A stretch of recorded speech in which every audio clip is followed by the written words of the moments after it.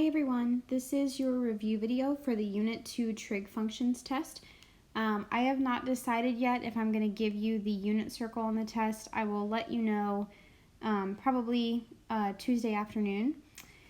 And this focuses on pretty much everything that we've learned in trig so far. A lot of the material comes from the evaluating trig functions assignment, and there is also some graphing trig functions in there. And then a little bit of solving like what we've been doing Friday through Monday or Tuesday this week, okay? So the first question asks you to convert from degrees to radians and radians to degrees. So the rule of thumb whenever you're going from degrees to radians is that you always multiply by pi over 180 degrees because I'm trying to get the degree symbol to cancel. So for this one, I'm going to multiply 200 degrees times pi over 180 degrees. These are going to go away, and this is going to become 200 pi over 180. When you type this in your calculator, do not include the pi symbol.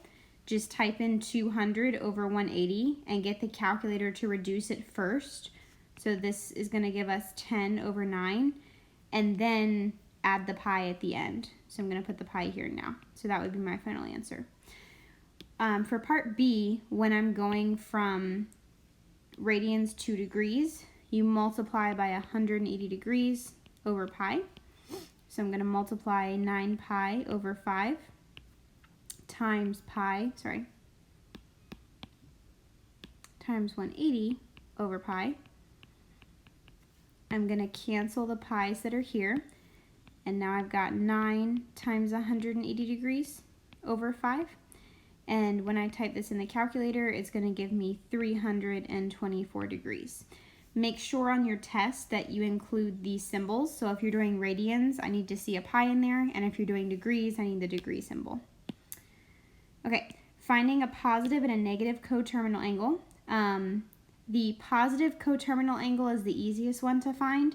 You can just take the number that you're given and then add one full circle. So one full circle is 360 degrees. So this is going to give us 1160 degrees. The negative coterminal angle is a little bit more tricky. So you're allowed to subtract 360 as many times as you want, but we have to continue to do it until the angle we get is negative. So the first time I do it, I get 440, which is not a negative number. So I need to subtract another full circle. Gives me 80, still not negative. Gonna try one more time. And this gives me negative 280 degrees. So that would be my answer. So please do not subtract 360 one time and then tell me 440 is the answer.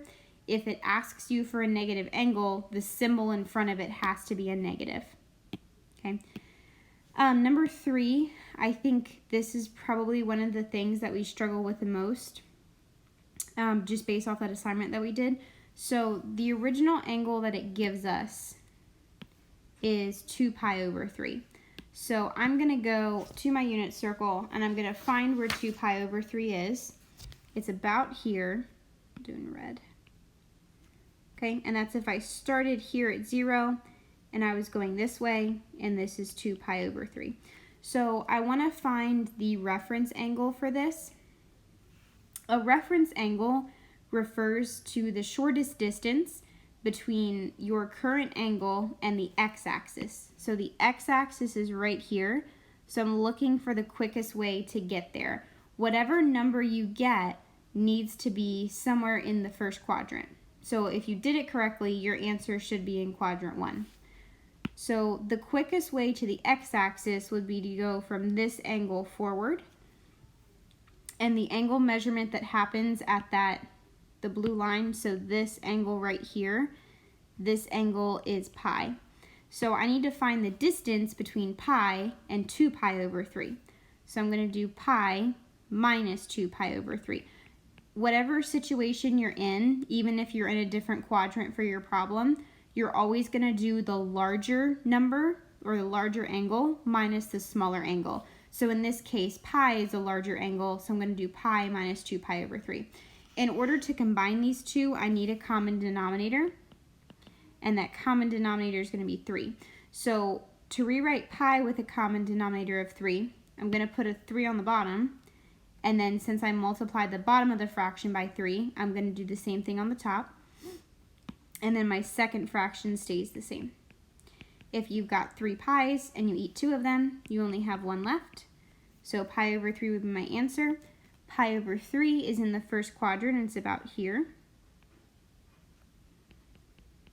And I know I did it correctly because my reference angle is in quadrant 1, so I'm good. Okay, number 4 is about finding the sum of different angles. You are just evaluating the angles at a certain value of sine, cosine, or tangent. So the number that's in front just gets brought down. So like here, since there's a 4 in the front of the cosine, I'm just going to bring it down. Then I'm going to look on my unit circle. What is the cosine of pi over 4? So I found my angle pi over 4. I'm going to look at the x value of that angle, and the x value is root 2 over 2. Then I'm going to bring down the plus 3. Tangent of 11 pi over 6, so you're finding 11 pi over 6 on your unit circle. You're looking at the number outside of the parentheses, and it's negative root 3 over 3. Okay, so at this point, I can kind of start reducing down. Notice here you've got a 4 and a 2.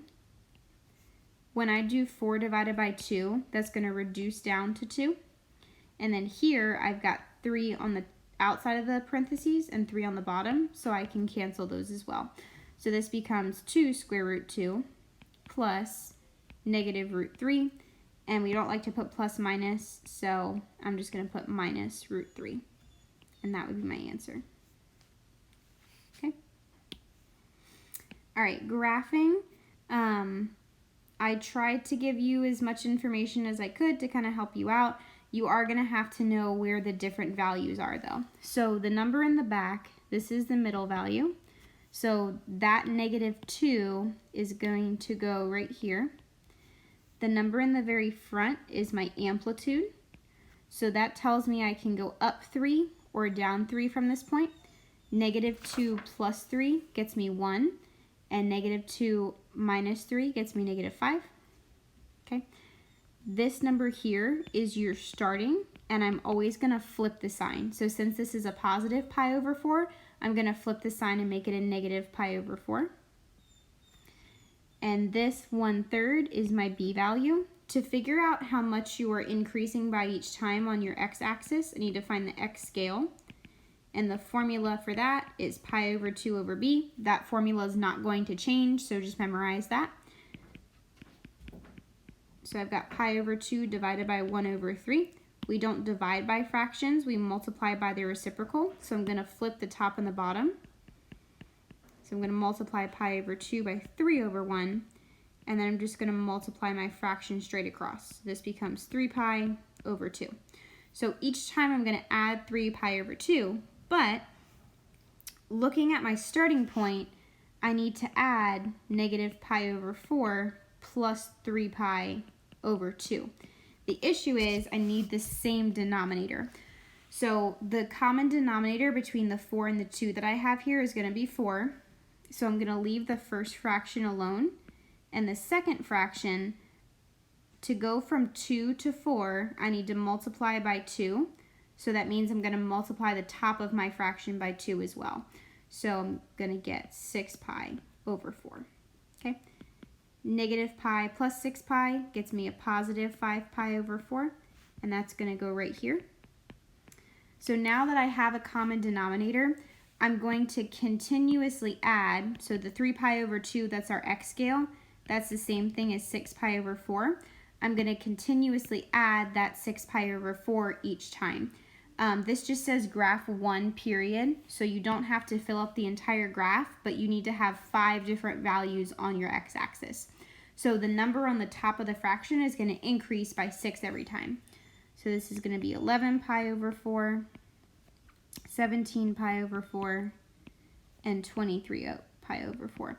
And that gives me my 5 values, so I can go ahead and draw my graph. I gave you the pattern for sine, so it goes middle, high, middle, low, middle.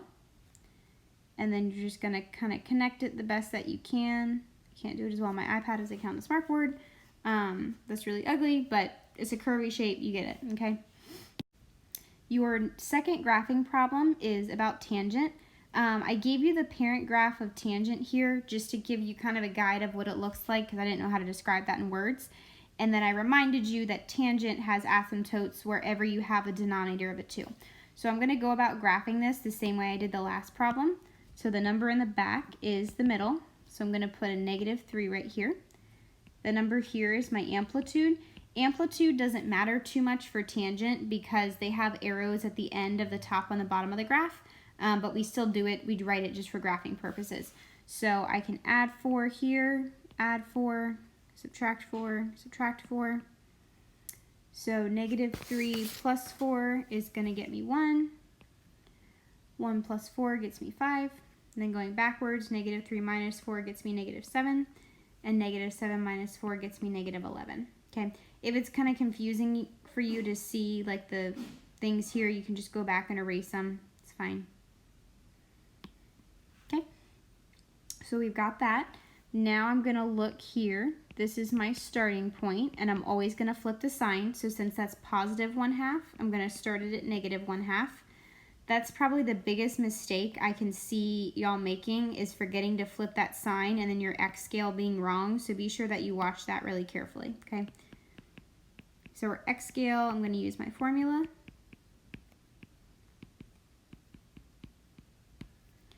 My B value is here, pi/3. And I'm going to flip my bottom fraction. And this is 3/2. So we got lucky because when I want to go from my starting point and add 3/2, I do not have to find a common denominator. So this is going to become 2/2, and that's going to go right here. I would not advise using the calculator to add these together, and I would not advise reducing the fraction once you get it because you need to draw the asymptotes wherever you have a denominator of a 2.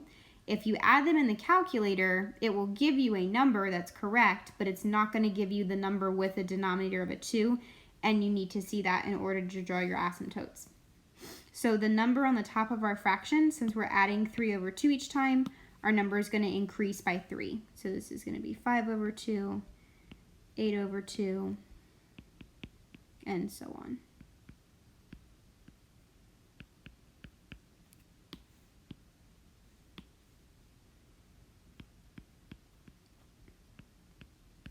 Okay, and since these numbers are pretty easy to add together, I did ask you to graph 2 periods of the graph.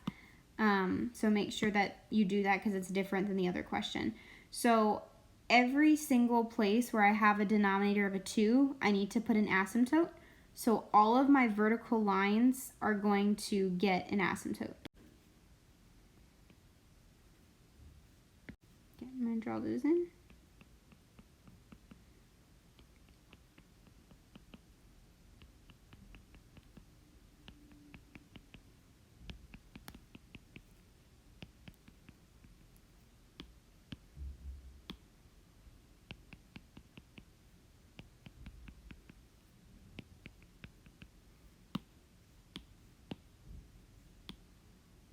And then I'm just going to follow that general shape that the parent function has.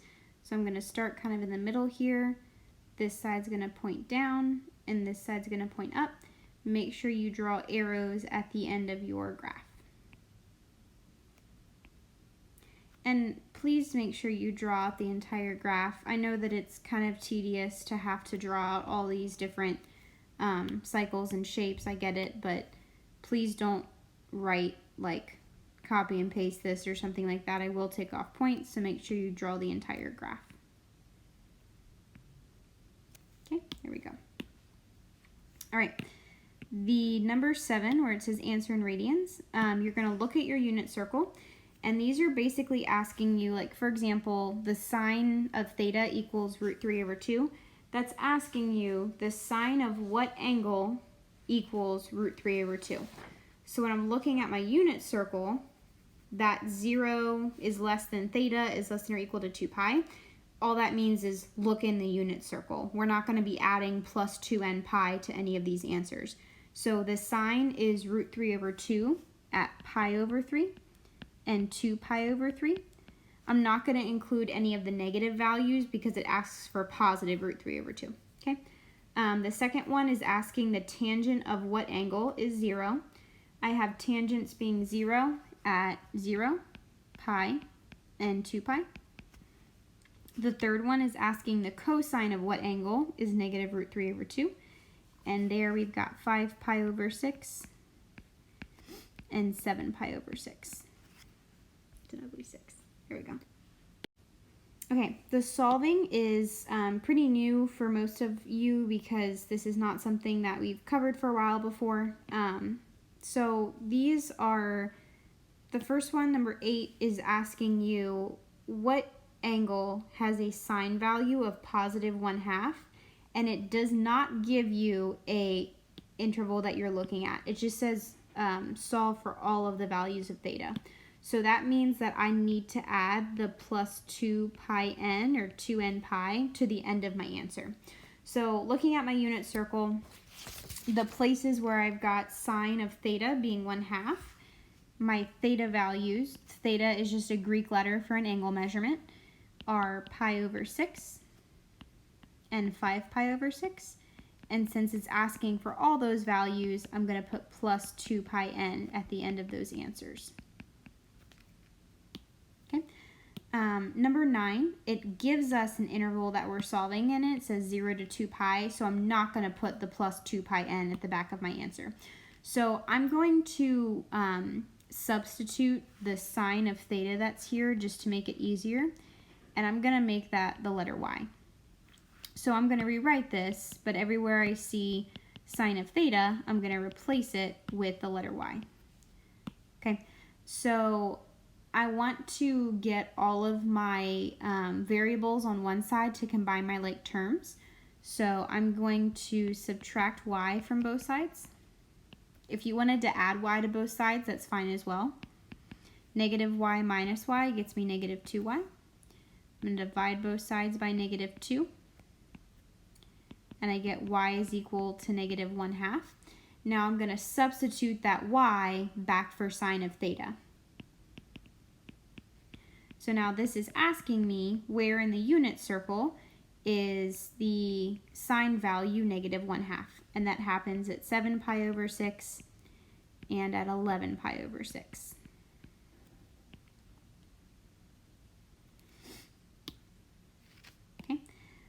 Number 10 is on your test. It's going to be a bonus. It's not going to be the same question. It's going to be a different question, but it is going to be something that requires a little bit of more critical thinking than the other problems.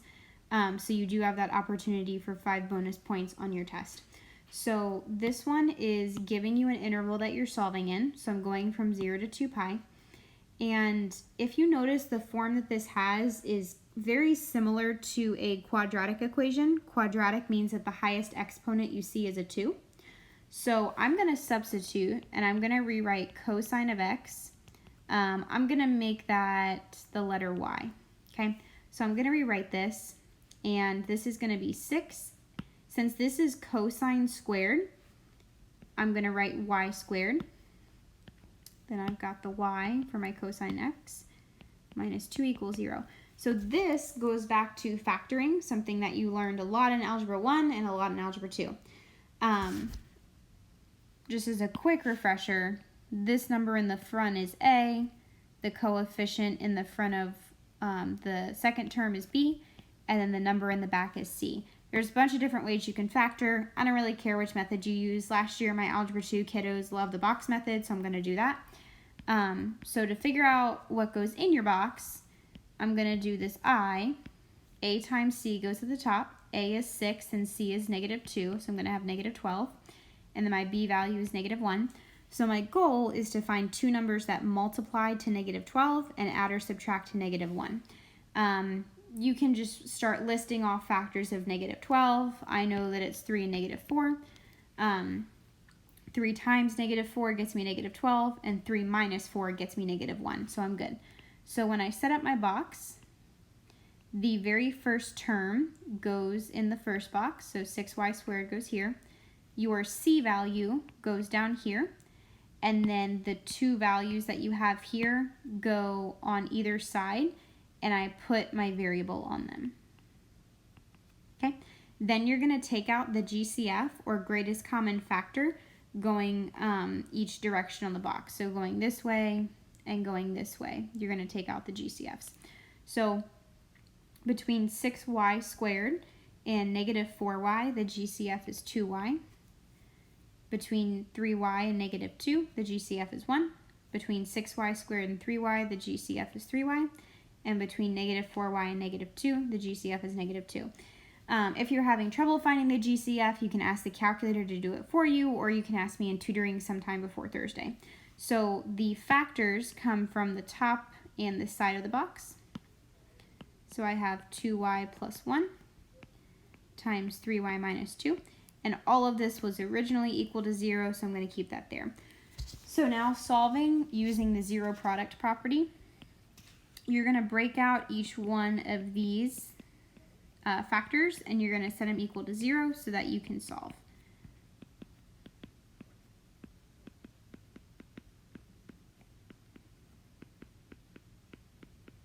Okay, so I've got one of my solutions.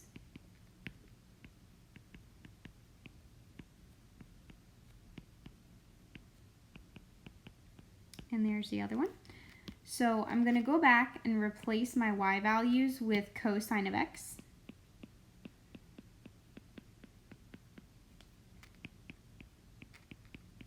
So the first one is pretty easy. Just look at your unit circle. The values where cosine is equal to -1/2 happens at 2 pi over 3 and 4 pi over 3. The second one, this is where it becomes kind of tricky. So 2 over 3 is not on the unit circle. Whenever you have a value that's not on the unit circle, you can put this into your calculator. The way that we kind of undo the cosine that's there, or rather like figure out what angle does that happen at, is you take the inverse cosine of whatever number is there, okay? And this is something that you're gonna have to type into your calculator. So you would type in cosine raised to the -1 of 2 over 3, and it's gonna give you 2 decimal values. It should give you 0.841 and 5.442, and that would be your answer. Okay, so again, the bonus question isn't going to be the same, but it's going to be something that's going to involve a little bit more work than the normal test questions, okay? So study up on your unit circle. If you need anything before Thursday, please let me know. I'm going to give out the reviews on Tuesday in class, and I hope y'all do well.